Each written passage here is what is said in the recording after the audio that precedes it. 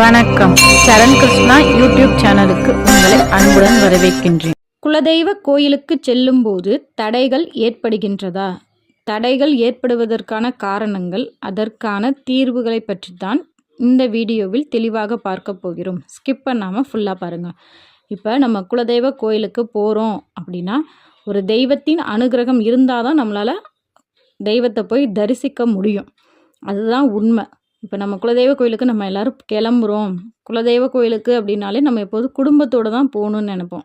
அப்படி நீங்கள் குடும்பத்தோடு போகும்போது உங்கள் குடும்பத்தாரோட மனநிலை எல்லாமே ஒரே மாதிரி இருக்கணும். கட்டாயம் நம்ம குடும்பத்தாருங்க மட்டும் அப்படின்னு போகும்போது எல்லாருக்கும் ஒரே மனநிலை தான் இருக்கும். குலதெய்வத்தை பார்க்கணும், தரிசிக்கணும், அந்த சாமியோட அருள் முழுவதும் வாங்கணும் அப்படிங்கிறது. ஆனால் ஒரு சிலர் என்ன பண்ணுவாங்க, நம்ம கார் பிடிக்கிறோம், சரி எக்ஸ்ட்ரா இடம் இருக்குது, அவங்கள கூப்பிட்டு போவோம், இவங்கள கூப்பிட்டு போவோம் அப்படின்னு சொல்லி எல்லாத்தையும் அழைச்சிட்டு போவோம். ஆனால் மற்றவங்களுக்கும் அந்த ஒரு எண்ணம் இருக்குமா அப்படின்னு கேட்டால் அது சந்தேகம்தான். ஏன்னா அது நமக்கு தான் குலதெய்வம், மற்றவர்களுக்கு இல்லை. மற்றவங்க போவோம், இல்லை ஐயோ சொல்லிட்டாங்க என்ன பண்ணுறது, இல்லைன்னா கோச்சிக்குவாங்க, அதுக்காக போகிறோம் அப்படின்னு வேண்டா வெறுப்பாக கிளம்பும்போது கட்டாயம் அந்த இடத்துல தடங்கள் வரும். இரண்டாவதாக, நம்ம குலதெய்வ கோயிலுக்கு போயிருப்போம், போன வருஷமோ இல்லை இடையிலையோ போயிருப்போம். அந்த எல்லையில் குலதெய்வ கோயிலுக்கு இவ்வளோ செலவாகுது, என்னப்பா இவ்வளோ செலவாகுது, நான் என்ன பண்ணுறது, ரொம்ப கஷ்டமாக இருக்குது, அடுத்த வருஷம்லாம் நான்லாம் வரமாட்டேன், இது போன்ற வார்த்தைகள் எனக்கு ரொம்ப கஷ்டமாக இருக்குது, நான் அடுத்த வருஷம் வரமாட்டேன். இல்லை ஒரு ஹஸ்பண்ட் ஒய்ஃப் இருந்தாங்கன்னா ஹஸ்பண்ட் வந்து எனக்கு வர கஷ்டமாக இருக்குது, நான் என் ஒய்ஃபை மட்டும் அனுப்பிச்சிட போகிறேன். இல்லை ஒய்ஃப் வந்து இங்கெல்லாம் என்னால் இருக்க முடியாது, 2 நாள் இருக்கணும், இங்கே வசதி பத்தலை, அதனால் நான் அடுத்த வருஷம்லாம் என் கணவரை மட்டும் வர சொல்லி தேங்காய் பழம் உடச்சிட்டு வர சொல்லிடுவேன், நான்லாம் வரமாட்டேன். இது போன்ற வார்த்தைகள் நீங்கள் குலதெய்வ எல்லையில் பேசி இருந்தால் கட்டாயம் நீங்கள் அடுத்த முறை குலதெய்வ கோயிலுக்கு செல்லும்போது தடைகள் ஏற்படும். மூணாவதாக, குலதெய்வ எல்லையில் நம்ம தற்பெருமை பேசுகிறது. அதாவது அடுத்தவங்கள்ட்ட போய் நான்லாம் குலதெய்வ கோயிலுக்கெல்லாம் மாதம் வந்துடுவோம்ப்பா, ஒரு வருஷத்துக்குள்ளேயே நான் எத்தனை தடவை வந்துட்டேன், நான் வந்து சாமியை பார்த்துட்டு போயிடுவேன் அப்படின்ட்டு மனசில் பக்தி இருக்கணும், தற்பெருமை இருக்கக்கூடாது. உங்களுக்கு எப்போ அந்த தற்பெருமை வருதோ அடுத்த முறை நீங்கள் அந்த தெய்வத்தை பார்க்கும்போது கட்டாயம் உங்களுக்கு தடங்கள் ஏற்படும். குலதெய்வ எல்லையில் தெரியாமல் பேசிட்டோம், தெரியாமல் சொல்லிட்டோம், இப்போ அதுக்கு என்ன பண்ணுறது, இப்படி தடங்களாக வந்துட்டு இருந்தால் நாங்கள் குலதெய்வத்தை பார்க்க வேணாமா அப்படின்னு நீங்கள் கேட்பீங்க. நீங்கள் செய்த தவறை நீங்கள் உணர்ந்தாலே போதும், அடுத்த நிமிஷம் கட்டாயம் உங்கள் குலதெய்வம் உங்களை கூப்பிடும். நீங்கள் குலதெய்வ கோயிலுக்கு போகும்போது எந்த ஒரு தடங்களும் ஏற்படாது. நீங்கள் அந்த குலதெய்வ எல்லையில் இதுதான் தப்பு அப்படிங்கிறத நீங்கள் என்றைக்கு உணர்றீங்களோ அன்னைக்கே உங்கள் குலதெய்வம் கட்டாயம் உங்களை கூப்பிடும். அது வரைக்கும் நீங்கள் உங்கள் வீட்டிலையே உங்கள் குலதெய்வத்தை மனதார மன்னிப்பு கேளுங்க, அம்மா தெரியாமல் சொல்லிட்டேம்மா, இனிமேல் இந்த மாதிரி சொல்ல மாட்டேன் அப்படின்னு குலதெய்வத்திற்கே என்று தனியாக ஒரு மண் அகல் விளக்கு ஏற்றி வச்சு வழிபாடு செய்யுங்க. கட்டாயம் உங்கள் குலதெய்வ கோயிலுக்கு நீங்கள் செல்லும்போது எந்த ஒரு தடங்களும் ஏற்படாது. இப்போ ஒரு சிலர் கேட்பாங்க, நாங்கள் குலதெய்வ கோயிலுக்கெல்லாம் நல்லா ஒன்றாதாங்க போகிறோம், எந்த தடங்களும் இல்லை, ஆனால் போயிட்டு வந்ததுக்கப்புறம் தாங்க ஒரே சண்டையாக இருக்குது. அது உங்களோட மனநிலைமையும் உங்கள் செல்வ நிலையும் பொறுத்து.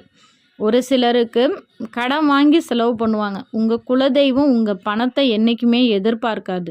நீங்கள் அந்த கோயிலில் போய் நீங்கள் செய்ய வேண்டியது அப்படின்னு பார்த்தீங்கன்னா, ஒரு பொங்கல் வச்சு படையல் போட்டாலே உங்கள் குலதெய்வம் வந்து மனதார உங்களுக்கு என்ன வேணுமோ அதை தாராளமாக கொடுக்கும். அதை விட்டுட்டு நம்ம என்ன செய்வோம், அண்ணன் செலவு பண்ணுறாரு, தம்பி செலவு பண்ணுறாங்க, அவங்க செலவு பண்ணுறாங்கன்னு நம்மளும் கடனை உடனே வாங்கி நிறையா செலவு பண்ணுவோம். அது ரொம்ப ரொம்ப ரொம்ப தவறு.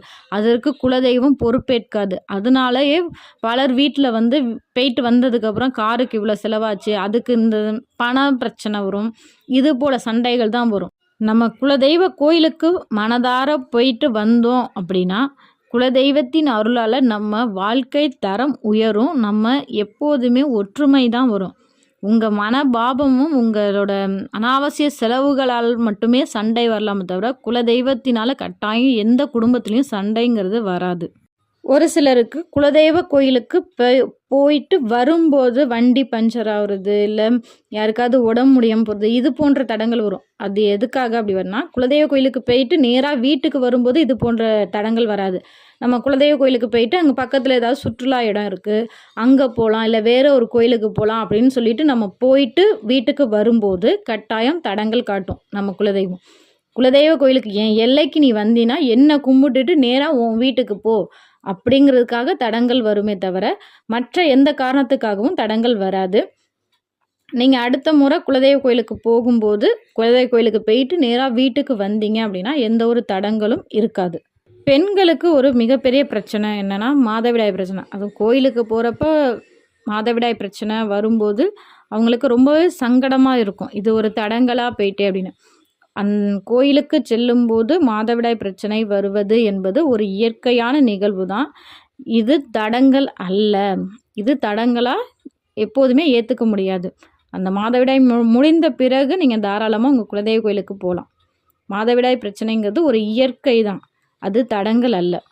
நீங்கள் சொன்னது எல்லாமே இல்லைங்க, எங்களுக்கு ஏதோ ஒரு தடங்கல் வருது, அது என்னன்னே தெரில, எங்களால் குலதெய்வ எல்லைக்கு போக முடியல அப்படின்னு நினைக்கிறவங்க ஒரு பௌர்ணமியில் குலதெய்வத்தை மனதார நினைச்சு குலதெய்வத்திற்கு மண் அகல் தீபம் ஏற்றி, உங்கள் குலதெய்வ படம் இருந்துச்சுன்னா அதற்கு முன்னாடி மண் அகல் தீபம் ஏற்றி உங்கள் குலதெய்வத்திற்கு ஒரு நெய்வேத்தியம் வைத்து மனதார நான் உன் எல்லைக்கு வரணும், முன்னை நான் பார்க்கணும் அப்படின்னு சொல்லி ஒரு 11 ரூபா முடிஞ்சு வச்சு பூஜை பண்ணுங்க. கட்டாயம் உங்கள் குலதெய்வம் உங்களை அழைக்கும். நீங்களும் உங்கள் குலதெய்வத்திற்கு போய் அங்கே செய்ய வேண்டிய நேர்த்திக்கடன் உங்களோட வேண்டுதல் எல்லாத்தையும் வச்சு மனதார நீங்கள் சாமி கும்பிட்டு வரலாம்.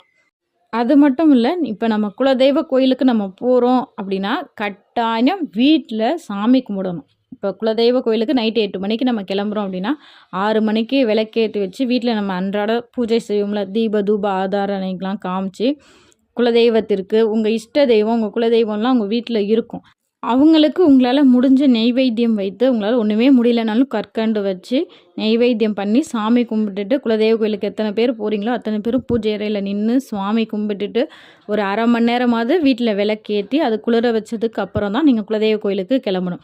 குலதெய்வ கோயிலுக்கு செல்லும் போதும் அருகில் விநாயகர் கோயிலோ இல்லை சிவன் கோயிலோ உங்கள் வீட்டுக்கு பக்கத்தில் எந்த கோயில் இருக்கோ அந்த கோயிலில் போய் ஒரு செதர் தேங்காய் உடைக்கலாம்.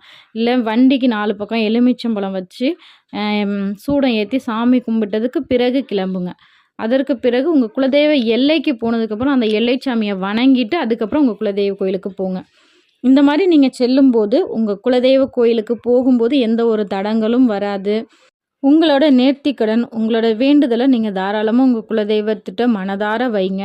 அதற்கான பலன் ரொம்ப ரொம்ப ரொம்ப பெருசாக இருக்கும். உங்கள் இஷ்ட தெய்வத்தை விட அதிகப்படியான பலன்கள் உங்கள் இஷ்ட தெய்வத்தில் உங்கள் வேண்டுதலை வைக்கிறதுக்கும் உங்கள் குலதெய்வ எல்லையில் நீங்கள் வேண்டுதல் வைக்கிறதுக்கும் அதற்கான பலன்கள் ரொம்ப பெருசாக இருக்கும்.